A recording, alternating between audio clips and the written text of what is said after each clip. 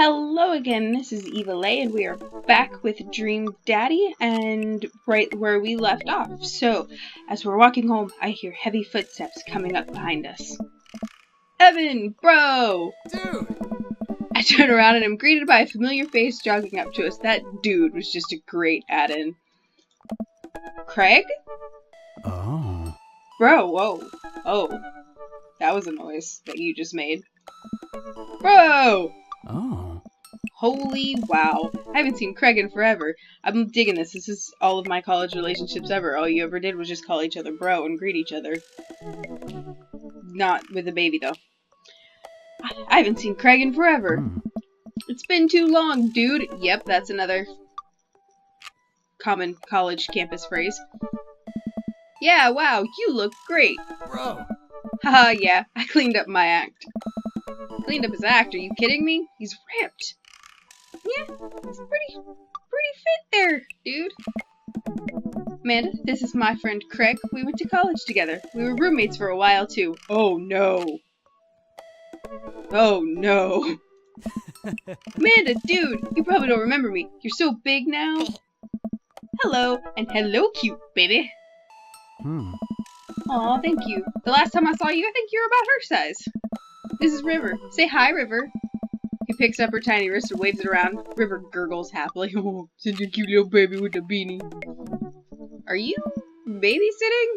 Oh. Nah, dude, River's my kid.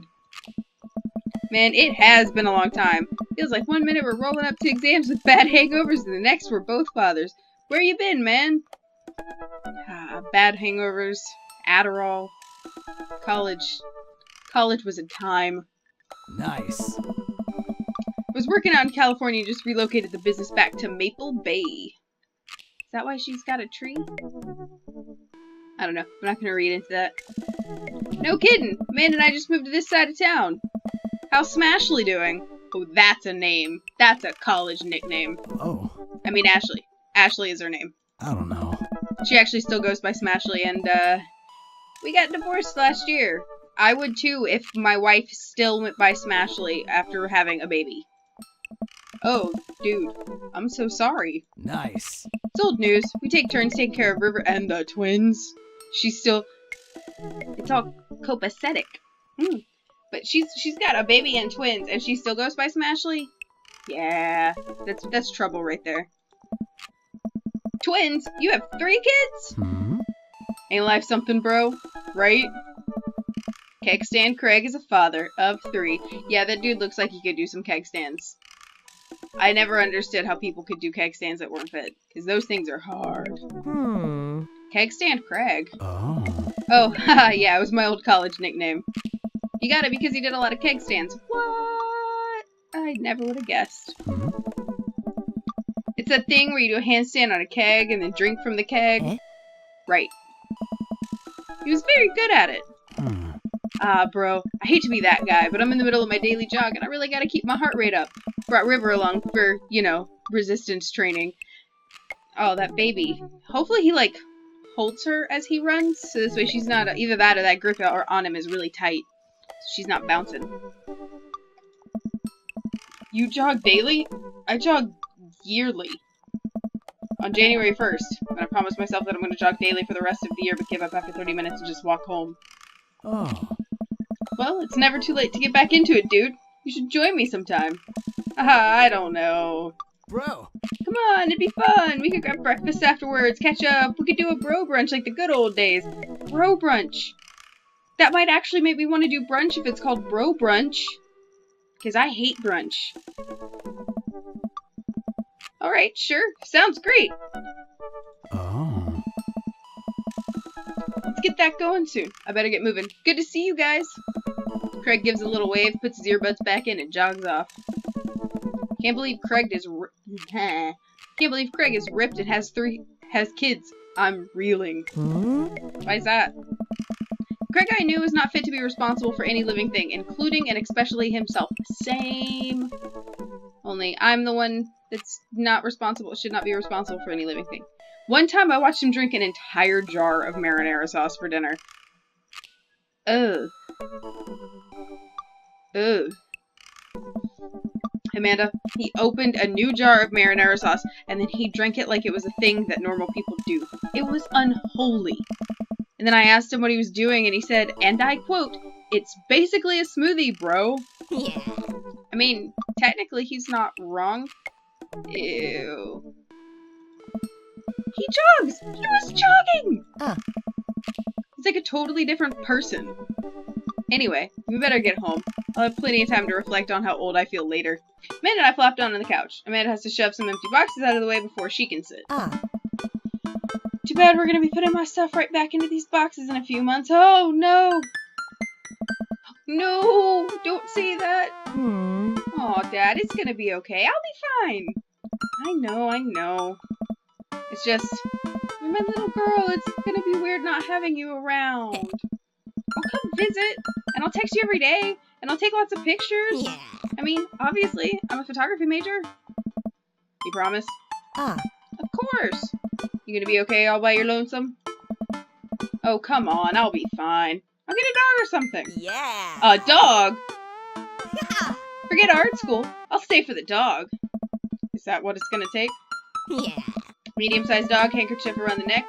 I'll get to name it. That's what it costs for me to give up on my dreams. I'm a woman of simple wants and needs. Well, the dog is a lot cheaper than college. Amen. Amen, Evan. Amen. Amanda laughs. Yes, she does. Suddenly, a pile of envelopes slide through the mail slot. Speaking of college, oh no, are these acceptance letters? Amanda darts over to the envelopes, shuffles through them. She pulls out one and throws the rest back on the floor. Yeah. This is from McGowan College of Art and Design. Oh no. Open it! But I'm scared. Yes. It's just an envelope. Yeah, it's just like my entire future. Not a big deal. Yeah, Evan, come on. That's a lot of pressure when you get those acceptance letters start rolling in. Hoping that they're acceptance letters. Ooh. She takes a deep breath and rips the letter open with her teeth. Ooh, ow. We have a letter opener, but okay. I hold my breath while Amanda's eyes dart back and forth scanning the letter. What does it say? The admissions committee has reviewed your application, blah, blah, blah. Her face drops. Oh, no. Regret to inform you that we were unable to offer your admission to the McGowan College of Art and Design. Aww. That sucks. Amanda throws the letter on the coffee table. Aw, sweetie. It's okay. I kind of saw it coming. I knew I shouldn't have put that experimental stuff in my portfolio. Their admissions officer told me they just wanted to see portraits or whatever. What kind of photography school just wants to see portraits? Okay, they want to see artistic creativeness. I pull Amanda in for a big hug. You're an amazing photographer, and I know how much work you put into your portfolio. Some other school's gonna want to snatch you up for sure. Yeah, I know. It's fine. Are you actually fine, or are you just saying that? I'm fine, really. Her face says the opposite, but I probably shouldn't push her on this. Oh, and before I forget, Emma R and Emma P are sleeping over tonight. So... You need me out of the way because I'm painfully uncool? I would choose more delicate phrasing, but yes. Well, I'll have you know that I conveniently have plans for tonight, so you'll have the new place to yourself. Yeah? What are your plans? Quick, think of plans. I'm secretly the mayor of this town. Gotta attend the union meeting. I'm going clubbing. Heck yeah. I'm gonna put on a nice outfit and go tear up the dance floor. All the hottest dance moves. The lawnmower, the sprinkler, the running man. You know the ones. The ones the kids these days are doing. Heck yeah, go for it, bro. Alright, but I'm not gonna come pick you up if you pull anything this time. Not again. Oh, no. Oh, I'm just kidding. I'm actually going to go to bed. Oh, the game! Watch a game. Nice. Which game? Football game. Duh. You know, the game. The one that's on tonight. The game on TV. It's somewhere other than here. Okay, cool. While you do that, I'm gonna do drugs and commit some light arsons with the Emmas. I'm concerned you're hanging with the wrong crowd. Amanda shrugs. I would have expected you guys to be up to white-collar crime at this point. Maybe money laundering at the least. That's right. My child needs to be evil. Or at least very smart. I'm street rat, Pops. You're kidding about doing drugs and crime, right? Yes, Dad. Just making sure. I give her a pat on the head. Yeah. Have fun with your sports. Sports! Are you being sarcastic? Oh. No, making fun of sports is played out. Alright then. I do some light cleaning around the house and decide to clear out right before Amanda's friends arrive. Before I leave, Amanda stops me. Hey, don't forget that you have that meeting with my English teacher tomorrow. Oh, right, Mr. Vega. Yep, totally remembered. I'll be there. At first I thought I was reading Amanda when I said yep. My bad. Water. Wow, I guess I didn't really think these plans through. I'm not entirely sure where the closest bar is, and Amanda still hasn't shown me how to use the GPS on my phone. Oh, parents. So I'm just gonna pick a direction and walk in it. Let's go this way. Cool. Okay, we're marching. We're marching in the direction of the game. Any game, really. In the distance, could it be? A big burned-out neon sign hangs above a tiny dive bar. Jim and Kim's, huh? Alright, it'll do. The bar is small and dimly lit. The crack of pool balls sound at the back. As patrons laugh and joke. A string of multicolored Christmas lights hover over the bartender. Can't tell if he's Jim or Kim, but I pull up a seat at the bar. What'll it be? 1 beer, please. Heck yeah.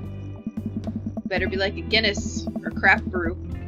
No Budweiser. I mean, Budweiser. As long as it's not Bud Light. No Miller. No Miller. Bartender slides me ice-cold beer. Take a sip and enjoy the refreshing taste. Say, are you Jim or Kim? I'm Neil. Oh. I awkwardly turn my attention to the game, which is playing on one of the TVs on the wall. As luck would have it, my team of preference is not only playing, but is currently in the lead, which is always a good thing. I love how they're being descriptive without being descriptive with this. The brightly colored mascot, which is some kind of animal, does cartwheels. I silently cheer on my favorite team, hoping that I don't get into any confrontational arguments with the fan of the opposing team. Several people in this bar are wearing distinctive colors of the team I dislike, although I believe from their demeanor that, like me, the passion for their team is all in good fun. Yeah, 'cause that's real. Hey, sailor. I'm not a sailor. Never was, never will be. A middle-aged woman holding a nearly empty wine glass sidles up to the bar and sits uncomfortably close to me. Hey, sailor. Oh, hello. Ah. Good to see fresh meat in here. I'm Mary. Come here often? Oh, no. Actually, I just moved to this part of town today. I'm Evan, by the way. Ah. Are you watching the game? Yeah, my preferred team is in the lead. If they keep this up, they'll win the game with ease. Hey. Oh, I love that team. I also love that game. I love someone who knows their way around balls. Wait a minute. Why would... I'm gonna not touch it. I'm not even gonna touch it. That is a whole can of worm of questions I don't want to answer. Or get into. Getting the impression that she's a little drunk. Buy a gal a drink? I mean, will it make you leave if I do? Yeah, why not? I almost reluctantly signal the bartender to order Mary another glass of wine. Neil jokes back and forth with Mary. They're clearly friends, and this clearly isn't her first time doing this. She tips her glass at me. Suppose I gotta keep you company now. You don't really have to, oh god. So, what do you want to know? What's your deal? What do you think of the game? What's the latest gossip around here? How about...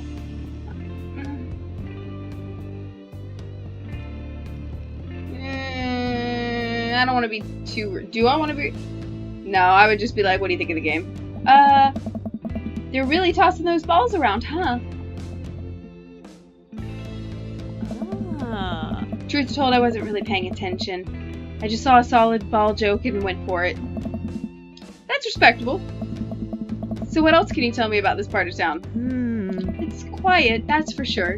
If you want an idyllic little life with white picket fences, this is the place for you to do it. But every town has its secrets, you know. I don't want secrets, and I don't want picket fences. I saw how that worked out in Orphan Black for Allison. She takes a sip of her drink. That was a little too ominous for my taste. She leans closer. Hey. Would you like to learn some of my secrets? Oh, no. Oh, boy. Maybe some other time? Ugh. Suit yourself, sailor. I'm not a sailor. Mary saunters off, setting her sights on the newest bar patron to enter. I happily watch the game over another beer. The game has gotten close in terms of points, a little too close than what I'm comfortable with. After a particularly skilled player scores a number of points for the other team, putting them in the lead, I hear an affirmative grunt from a man at the bar. Go team! He grunted, so I'm assuming his voice would be deep. It's the brooding man from the coffee spoon. He sits alone, sipping whiskey and watching the game as well. Oh no, the brooding man. Enjoying the game? I am now that we're winning. Oh, we must be rooting for different teams. In my opinion, my team is far superior. I have to disagree with that. Based upon our win-loss record, I'd say that my team is superior. That's where you're wrong. Since it stands right now, my team is beating yours. The conversation ends there and we both go back to silently rooting for our respective teams. The game is close, with both sides playing their hardest to win. But in the end, my team prevails. Quiet cheers ripple throughout the bar. I raise a respectful glass at the man drinking whiskey. He raises his in a response. An unspoken truce is formed between us based on our mutual love for the game. He motions to the bartender, who pours 2 glasses of whiskey. The man slides over to me. The name's Robert. Thanks, I'm Evan. You must be new here. Mary already hit on you? Yeah. Robert chuckles. Was that his chuckle? She's a peach. Well, you picked the best bar in town. As slimy as it is, you'll never find a better spot than Jim and Kim's. Is there actually a Jim or a Kim that runs this place? Hey. No, that'd be Neil. Neil waves from across the bar. Good guy, Neil. Not enough Neils in this world. Okay. You a whiskey fella or a beer fella? Beer, but I'll drink most things. Yes. Yes, you. I think I created my perfect man. You like shots? Yes, I do. I love shots. Oh, thank God. Robert nods to Neil, who serves up 2 shots of whiskey. He hands one to me. Here's to your health. Will I be healthy after this shot? We take the shots. The whiskey burns going down, but I try my hardest to look tough. Wait. I think this is what making friends is. Okay, Evan, this guy's out of my friend league, but I think if I play my cards right, we'll be pals in no time. Oh no. Cool leather jacket, rugged good looks. Compliment his hand tattoo. I mean, I guess in a way he is ruggedly good looking. A little too much beardage going on for me, but I mean, it works for his face. Got that nice jawline. So we'll go with rugged good looks. Your face is good. Thanks. Wait, I think this is what flirting is. Oh no, not flirting. It's all good. It's all good, Evan. I don't know when I flirt either. Apparently it just happens and then people tell me later that I was flirting with someone and I didn't realize. Man, this guy is mysterious. And cool. Way cooler than I am, at least. Robert signals to the bartender for another round. What are you doing here tonight? Daughter kicked me out of the house, running from her problems, trying to make friends. I mean, technically my daughter did kick me out of the house, so... not like forever. She was having a sleepover with her friends. Family type, huh? Single dad. He gets up. Be right back. Gotta powder my nose. Did I offend him? Never seen Robert this talkative. He must like you. Ha! I guess so. Gotta admit that Robert has a gruff charm to him. If a guy like that thinks I'm cool, then I really must be. Yeah. Robert comes back to the bathroom. Robert comes back from the bathroom and grabs his leather jacket. I'm gonna go home. You heading my way? I don't know, am I? Robert and I leave the bar and find ourselves walking in the same direction. I live in this cul-de-sac down the way. Does everybody live there? Am I just gonna end up sleeping with the whole cul-de-sac? Like, what is this? Me too. We just finished unpacking today. Hey. Great place to be. Good neighbors. Well, some of them. Who's that? We get back to Robert's house, which is just a few houses away from mine. We stop and he turns to me. Oh. I don't kiss and tell, Evan. Hmm. So are we doing this or what? Doing what? Hold on.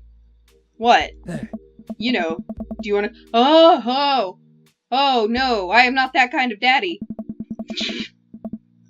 Why did I just say that? That's weird. A wave of realization rushes over me. I blush. Correct.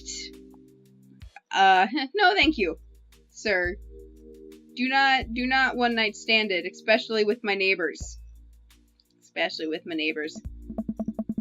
I better call it a night. Catch you around? Mm-hmm. Sure. Why did my voice almost crack? I head home, head buzzing with whiskey. What did he mean by, are we gonna do this or not? Plop down on the couch and I'm asleep before I even get the chance to take my shoes off. Or think about the question that you just asked yourself.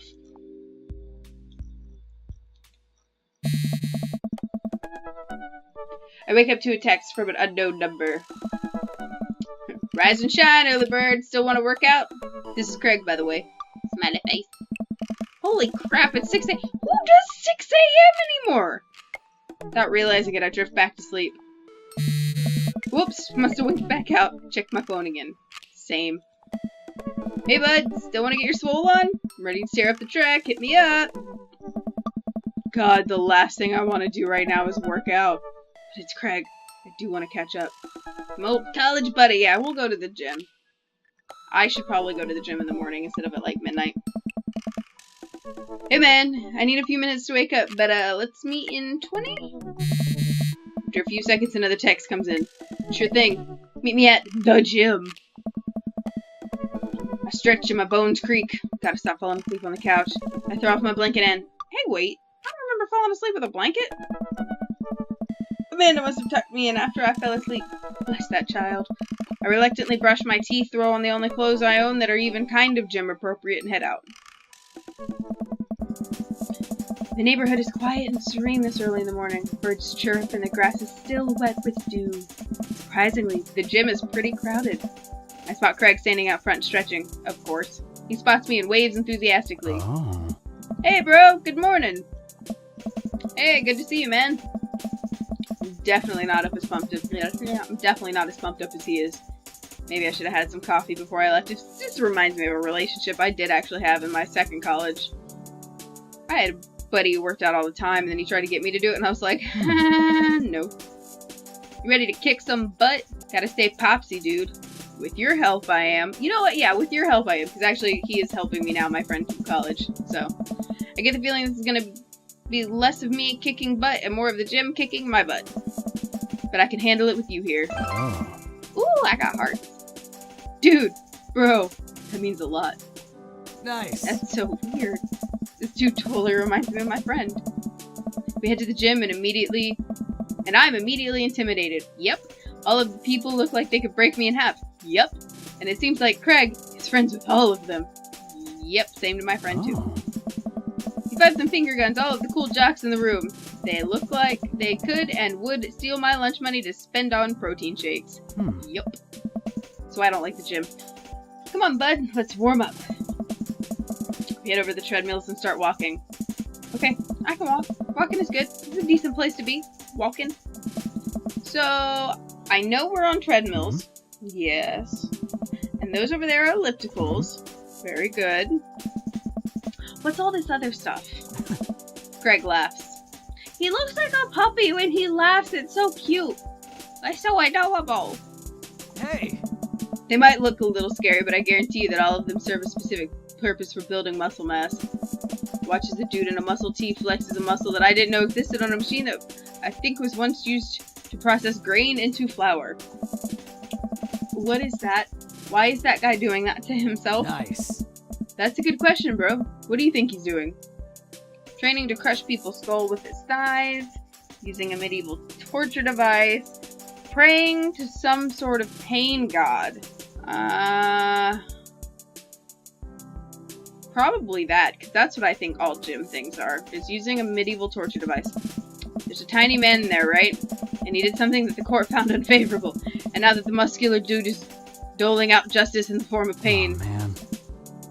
What? Oh no, Craig is turning up the speed. I bet he did the same. I think I upset him or confused him or spoke too weirdly for him. How long have you been doing with the buff thing? Nice. Couple years. And what do you do when you're not dadding or working out or buffing? Oh, I quit my twin softball team. God, is this guy like the perfect suburban dad or what? Jesus.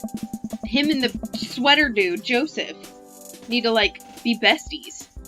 That still counts as both dadding and buffing. I keep busy. What do you do for fun? Love learning. I try to live my life as close to a Jimmy Buffett song as possible. Check out my hot bod. I love learning. And I guess Evan is like the male version of me.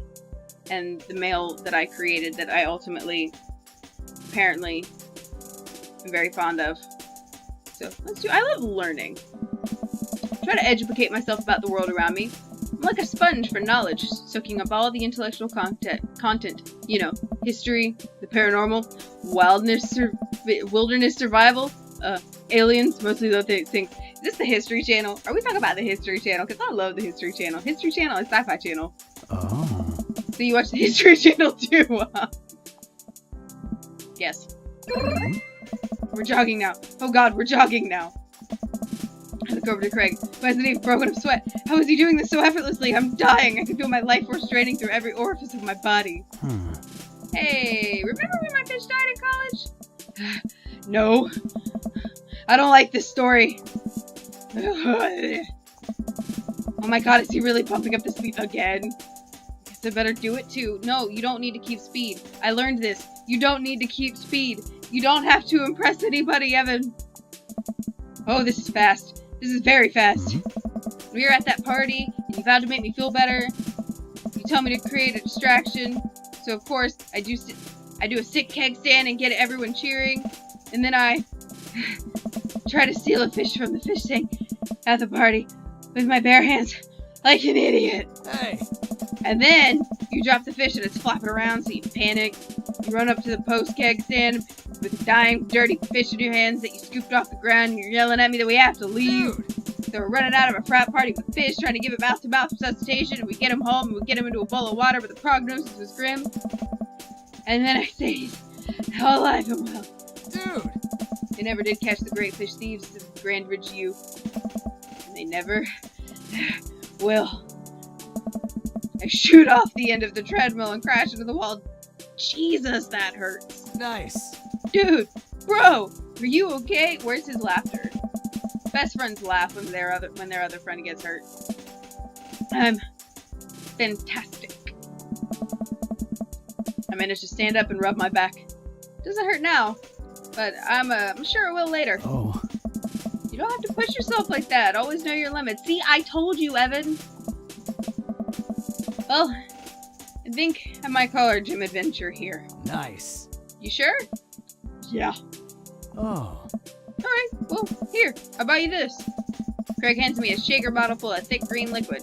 I stare at it with what must be apparent distaste. Is it like a kale shake? If it's a spinach shake, I'm cool with that. Don't give me kale. It's a protein shake, bro. Oh, green protein? Okay. Oh, thank you. He wants me to drink it. Oh boy, here goes. I take a small sip. It's actually delicious, because it's made from spinach and not kale. Wow, this is really good. Hey. And good for you. It's my special recipe. I'm pretty proud of it. Hey. Let me know if you ever want to work out again. Maybe we can try running around the neighborhood if the treadmills aren't your speed. No pun intended, bro. Oh, you paused. You paused. There was a pun intended.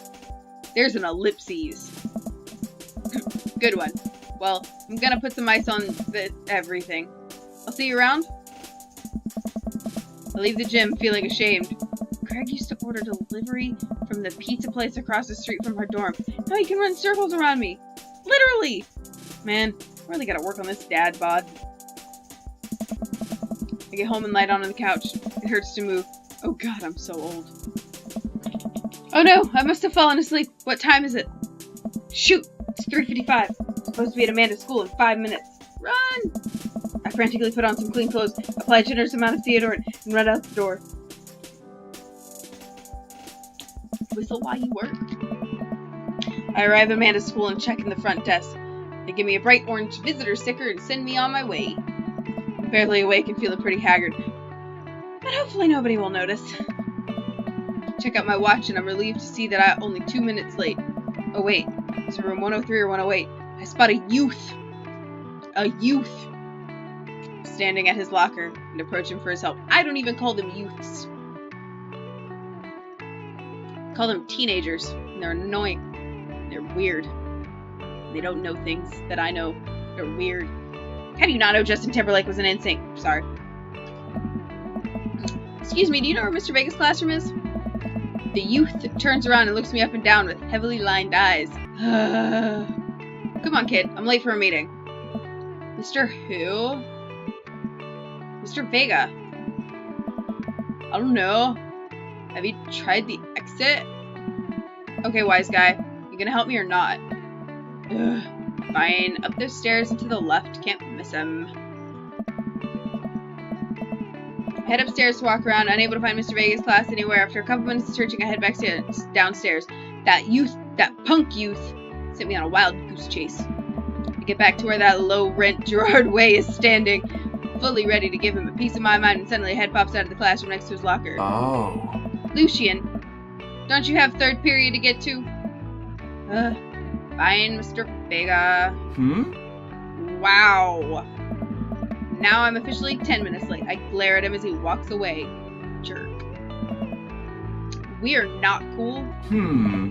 You must be Evan. This period's almost over. Would you mind waiting in the back?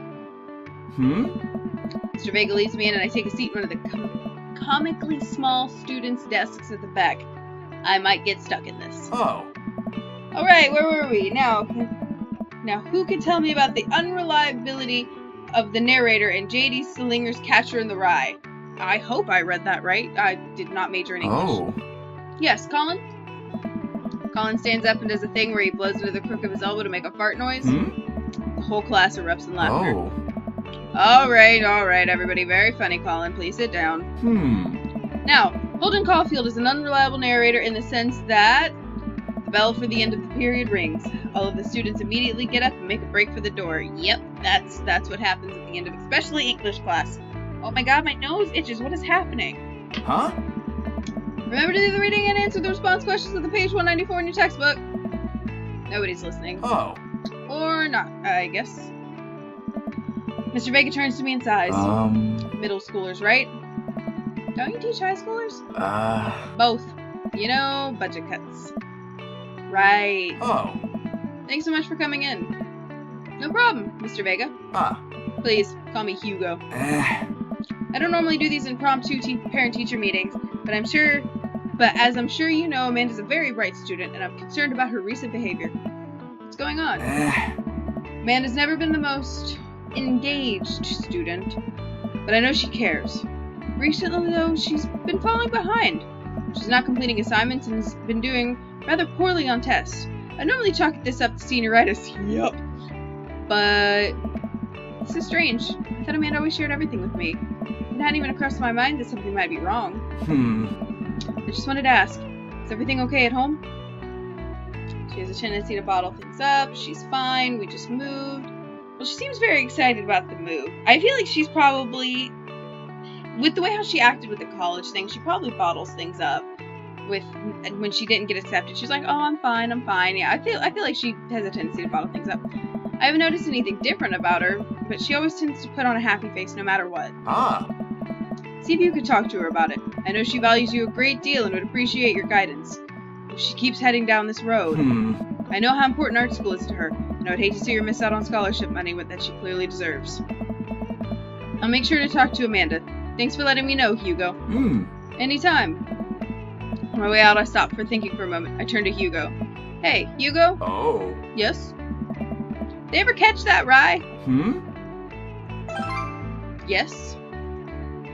That's funny. But that's actually really nice that he's concerned about her, like, going and getting scholarship money and things like that. Not many teachers at my school were. willing to help and like pay attention to a student who needed help like scholarship, because I mean obviously everybody needs help with scholarships, but they just didn't really care. They were like, if you're failing, you're failing. Good luck. I leave the classroom and make my way out of the school. I'm still a bit in shock that Amanda was able to hide this from me so well. She's always been such a force of positivity in my life, especially after we lost her father. Amanda must be done with classes for the day by now. I'm sure she would appreciate a ride home.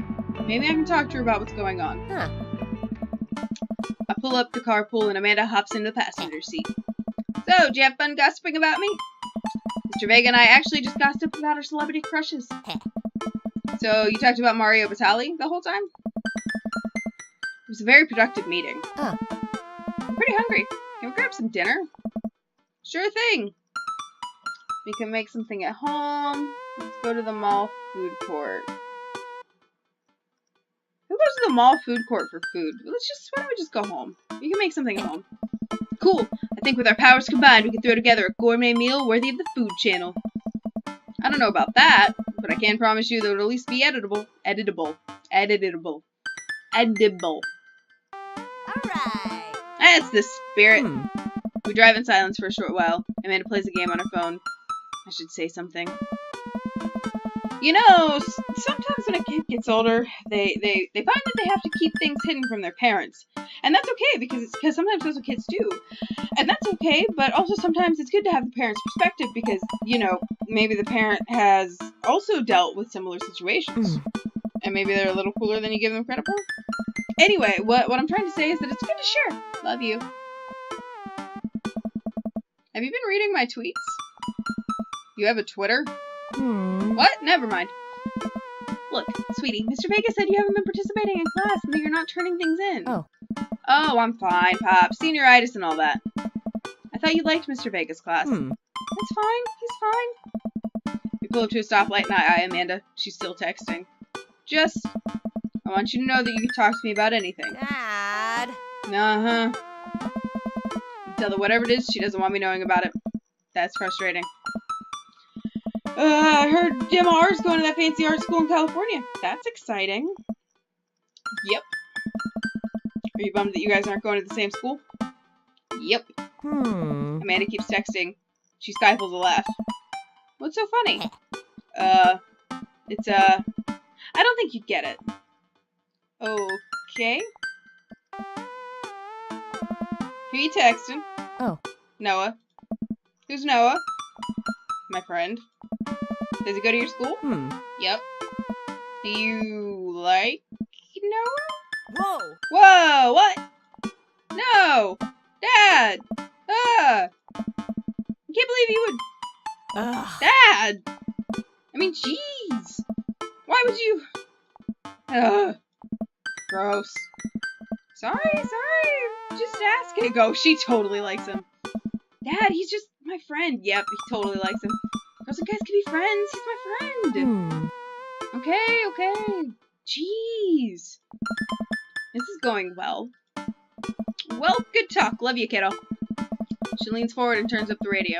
I guess that conversation is over. Amanda, I get back home and start cooking some dinner. I found this artisanal mac and cheese recipe online that I've been dying to try. Artisanal? There's 2 ingredients to mac and cheese. Mac and then cheese. Dad, please, try and enjoy the finer things in life. I think you of all people should be able to appreciate what one can do with cheese. Yes, cheese is great. Plus it has bacon in it. Yes. Make it. Aren't we as a society collectively over bacon? Never. Bacon never stopped being good. Just as a PR problem. We get to working on the recipe, Amanda measuring things out and handing them to me to dump into the bowl, so I can feel useful. Amanda puts me on bacon duty, so I chop up a bunch and toss it in the pan and get it sizzling. The key to good mac and cheese is a balance of texture and flavor, Pops. Not only are we going to get the fullness of mac and cheese, of the cheese and bacon, but we also need to counterbalance it with the crunchy mouth-feel of breadcrumbs. Mouthfeel? What's a mouthfeel? You know, when you eat stuff in it, the texture. Listen, I've been watching a lot of the Food Channel, and I honestly don't know what it means. Just makes me feel sophisticated to say. No, I get that. Every time I watch that channel, I just feel in order. Hungry, jealous, insecure about my cooking ability, and then hungry again. I just feel hungry the whole time. I like the mouthfeel of that sentence. Oh my god. Amanda, mouthfeel isn't just about food. It's also about words that are fun to say. Huh. Gregarious. Oh gosh. Lenticular? Boisterous? Defensitrate. Let's do boisterous. Ah. Cattywampus. Discombobulated. Contagious. Tabernacle. Discombobulated. All of a sudden, the bacon burst into flames. I must have not been paying attention to how hot the pan was. Oh no, I should have checked on the bacon. Fire! Fire! Oh god! Fire! I run around the kitchen looking for anything to put out the fire. I grab a cup of water and Amanda snatches it out of my hands. Nope. She puts it down and calmly grabs the lid from the pantry. She places it on top of the flames and turns down the heat. I finally calm down. Did I almost just burn down our brand new house because I was too busy saying silly words? I'm not an adult. Indubitably! Cool. Who wants takeout? Amanda and I order some Chinese food and eat on the couch of our new living room. She flips on the TV. Oh, cool! Long Haul Ice Road Paranormal Ghost Truckers is on. Your favorite, right? Oh, hell yes. They have to make it over the Canadian tundra before the ice road melts, but they're also hunting ghosts. That's a very busy lifestyle. Also, the trucks are haunted. This is an episode I've already seen, but it's one of the best. Callum and Flint Dogbone, twin brother truck driving and ghost hunting duo, find themselves in the greatest peril yet.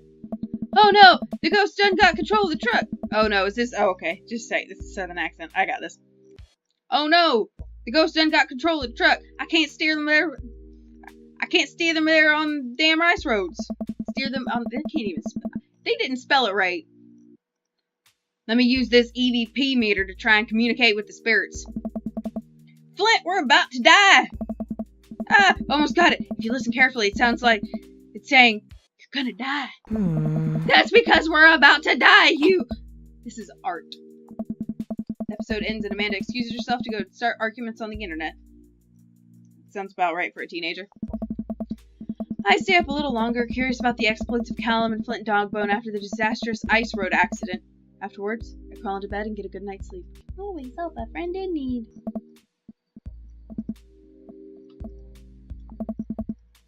Boarded sleepyhead. 5 more minutes. You've never let me have 5 more minutes, so get up. Fine. We have cereal for breakfast and spend the morning putting together furniture. Amanda's much better at interpreting the tiny manuals. We were able to put together a few shelves and one desk, but I'm pretty sure it was supposed to be a bookcase. Ah. So, you excited for the cookout today? Excited to beef up my grilling skills. There's food, I'm excited. There's food, I'm excited. Oh, I'm all over those terrible store-bought sugar cookies that everyone brings to parties. Yeah, those are bad. Which means they're more for me. Don't you want to meet some of the people in the neighborhood? I'll probably just end up standing uncomfortably in the corner with a plate of food and hope that nobody talks to me. Dad, you're a beautiful work in progress. We'll get that butterfly to emerge from the cocoon. The social butterfly, that is. Well, we better start getting ready. We definitely don't want to be late. What? No! We have to be fashionably late. Who shows up to a cookout on time? You know what? We're going early. Just because you said that. I head out the door and Amanda reluctantly follows. We walk across the street to Joseph's with a store-bought veggie plate. We didn't want to risk burning the house down again. Guess we're not as early as we thought we were. Joseph's backyard is already packed with people and the smell of hot dogs wafts through the air. Small children run through a sprinkler and adults chat in small clusters. I set our veggie plate down on a table next to 2 other veggie plates. Huh. Hey, there's Joseph. I wave to get his attention. The moment he sees us, he jogs over, arms open wide. Oh. Welcome! I'm so glad you 2 are here. Oh, and you brought veggies. Oh. Let me introduce you to my family. Kids, come over here. This is Chris, my eldest. Hi. Oh. This is Christian and Christy. They're twins. Huh? The Shining. They stare creepily and say nothing. Yeah. Then, of course, there's our youngest, Krish. Wait, where's Krish? Maybe Mary put him in his crib. Oh no, it's the woman from the bar the other night. What's she doing here? Oh, now I forget my lovely wife, Mary. Hey. Joseph pecks her on the cheek. She smiles. Ah, Mary, sweetheart. Did you put Krish to bed? Ah. I'll have to go look for him. Or wait, that wasn't her voice. I'll have to go look for him. What? You'll have to... Joseph takes a moment to regain his composure. Mary, this is our new neighbor Evan, and his daughter Amanda. I'd shake your hand, but I have a glass of wine that I need to attend to.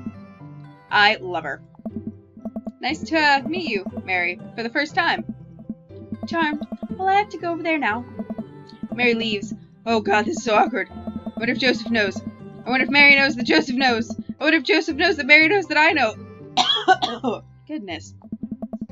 It takes all of my energy not to run away from the barbecue and start fresh in a new city. Yeah. Just do it. Ha ha ha! My wife has a wonderful sense of humor. But please, you two enjoy the barbecue. All the guys are really excited to meet you. Here, let me introduce you around. Let me introduce you to Damien. Joseph beckons a tall man in gothic attire to come over to the conversation. Oh no, what a voice do I do for him?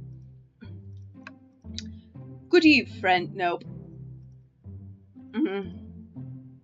Good eve, friends. Damien, this is our new neighbor Evan. Ah, so lovely to meet you. Damien shakes my hand and then bows. That's a horrible British accent. Why is my British accent not working today? I generally have a good job at it. Damien shakes my hand and then bows. If you're ever interested, it would bring me great pleasure to host you for a spot of afternoon tea. Wow, yeah, that sounds rad. Splendid. Well, I must be off. Perhaps I'll pass across again. Damn, what a classy dude. Wow, I think I've actually met everybody else. Great. I bet you're excited to get to know everyone better. I hope you both enjoy yourselves. Amanda and I mill around to try some of the food spreads on the table. I pick at some deviled eggs. Amanda grabs a small paper plate and immediately begins piling it with baked goods, as you do. I don't want to have to make friends. Come on, Dad. Who are you going to party with when I go off to school? But I don't want to have to do pleasantries. Dad. They're going to talk about the weather. Aww. Go. Do it. Make a friend. But how could I possibly abandon my only child at a social function? That's bad parenting. This plate of cookies is my new dad. Bye. Amanda shoves me into the center of the yard. Well, here goes nothing. I look around at the party and I'm surprised to see some familiar faces. Familiar faces. Isn't that the barista from the Coffee Spoon? Didn't I meet that guy at the bar? Didn't that guy throw a frisbee at my head? That mysterious goth guy. Isn't that Amanda's teacher? Hey, I know Craig. Wait a second. All of these people live in our cul-de-sac? Cul-de-sac. That can't be right. Better investigate. We know Craig. Matt and Hugo seem to be embroiled in an intense discussion. Craig looks on, smiling politely. I walk over to say hello. Well, I don't think it's fair to try and compare two art movements like that. Periods of art only exist because they're unique byproduct of the social and political climate of time and place. And to try and take something like, say, the Rococo period and compare it with postmodernism in America, you're completely disregarding the context in which the art of work was created. Oh, are they having an argument about art? These are my three favorite people. Is Craig involved in this? Craig doesn't seem the type. But if he is, that just made him like 20 times better. Matt and Hugo seem to be so busy talking that they don't notice me. Craig leans in. Dude, I have no idea what's happening. Okay, that makes sense. Talk to Craig. I want to listen in. They're talking about art. That's cool. I have an art degree. That kind of comparison just eliminates the reason art movements are so important in the first place. You're not wrong. But I think there's no harm in comparing one work of art to another. You could definitely say that one painting is better than another if you're evaluating technical skills purely from a purely formalistic standpoint. That's true. If I showed you a Matisse and then something by the Dutch masters, which one would you say shows more technical prowess? Oh. I'm so lost right now. I shoot a worried glance over to Craig, who returns it. I mean, he has a fair point, but he also has a fair point. But I think I think Matt's point stands more firm. Well, sure, you could say that the Dutch masters were technically more skilled, but I would argue that while the Dutch masters were better at painters, Matisse had better paintings overall. I have no idea what you guys are talking about. That's pretty subjective. Art is dead. Hip-hop is dead. Quoting Sugar. He already said that he doesn't know what they're talking about. We're just discussing the importance of... Who just interrupted me? We were just discussing the importance of context when talking about artwork. Listen, all I asked was if you like Van Gogh or Picasso better. Van Gogh. Hugo throws up his hands in frustration. But they represent two completely different art movements. How could I possibly choose between thick, creamy pastel and post-impressionism and the abstractionist beauty of cubism? Man, that's all way above my head. Me too. Haha, it's all good, man. Cool thing about art is that we all perceive it differently. A single piece can have totally different effect on each person that looks at it. And that's awesome. Just 1 minute about that. Hugo, please. Hey! Sorry. I get really fired up about art stuff. Evan, how are you liking the new neighborhood?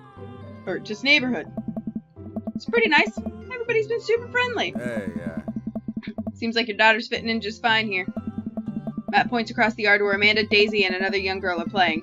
They're all sitting cross-legged in the grass, picking weeds and weaving them into little flower crowns. Oh, that's so cute. It's pretty adorable. The girl I don't recognize jogs over to us. What is it, sweetheart? It's a flower crown. I thought you'd look cute in it. Hey. Well, there's only one way to find out. Matt takes the flower crown and places it on top of his head. Oh my goodness, he's so adorable in that flower crown. Flower crowns are so cute. Am I cool now? The girl stares at him, thinking it over. Nope, but you're slightly less uncool than you were before you put it on. Hey. Hey, Evan, this is my daughter. Hello. I'm Carmencita. Cute name. Amanda comes over with Daisy in tow. Dad, look, I'm making friends. Yeah. Are you making friends? You better be making friends. Yeah, actually, Amanda, you remember the cool barista from the coffee shop and my old college friend and, your teacher? Hey. Oh, hi, Mr. Vega. Didn't realize you were a neighbor. Yup. You still gonna give me that overdue term paper? Ugh. Haha, great seeing you. Amanda finger guns her way out of the conversation like a champ. She learned the finger guns move from me. I'm very proud. Oh. She's definitely a charmer. Speaking of which, where did my son go? Sweet Manchego. Sweet Manchego. Oh no. Hugo looks around the party. He finally spots him. His eyes go wide. Sweet Manchego. Why did you say it twice? Ernest Hemingway Vega, are you smoking? I would too with that name. Sir. Oh. Ernest is holding a lit cigarette. No. I see Ernest across the way. He casually takes a long drag of a cigarette and then flicks it into a gutter. Oh. Unbelievable. Excuse me. Hugo marches over to Ernest, and I turn my attention to Matt and Craig. Kids, right? Hey. Man, I do not envy Hugo. The last barbecue we had, Ernest tried to shove a sparkler down Joseph's pants. Nearly burned down half the yard. And the barbecue we had before that, he actually burned down half the yard. And then it spread onto my lawn and burned down half my yard, too. Hugo walks back over to us, practically dragging Ernest behind him. Hey, everybody, sorry about that. Evan, this is my son, Ernest. Hello. Ernest looks away, sulking, his hands shoved deep in his pockets. Hugo nudges him impatiently. Hey. Nice to meet you, Ernest. What grade are you in? Does it matter? I feel like he's like a mouth breather. That's so mean. Oh my gosh. Why did I just say that? About, like, God, what is he? 14? 15 maybe? Ernest.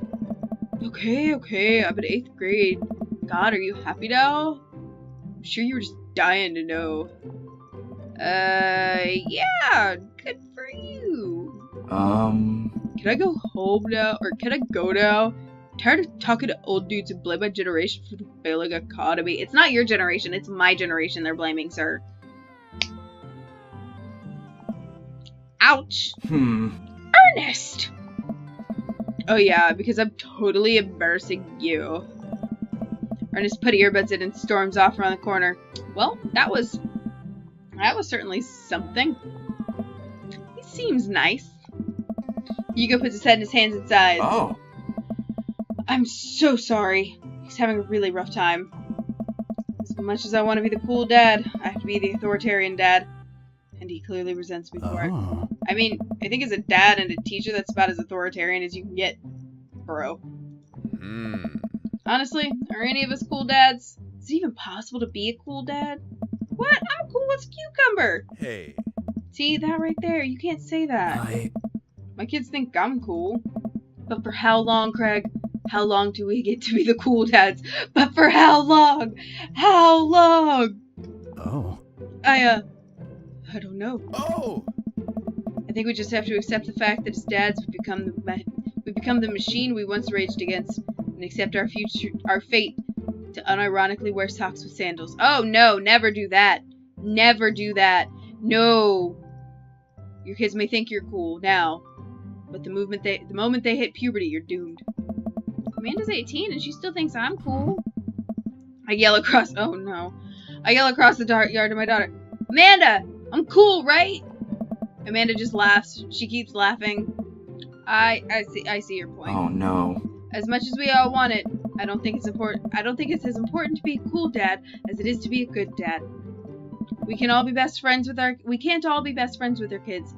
It just doesn't work. I mean, look at me and Ernest. Our job as parents is to make sure our kids turn out okay. Yeah, you're right. But it'd be nice to have it both ways. Hearing these guys talk about this makes me think of my relationship with Amanda. We get along so well. But there might be a time when it won't be like that. Is college when that happens? No, that's when things get better.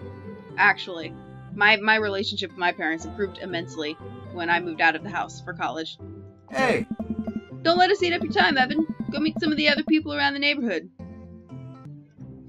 I am actually going to finish the episode here because it has gotten quite long of an episode, so I will continue with this later. I'm actually really super enjoying this, even though my throat goes dry every time I play this game. But I'm actually having a lot of fun with it, and I know my voices are absolutely horrible because it takes me forever to figure them out.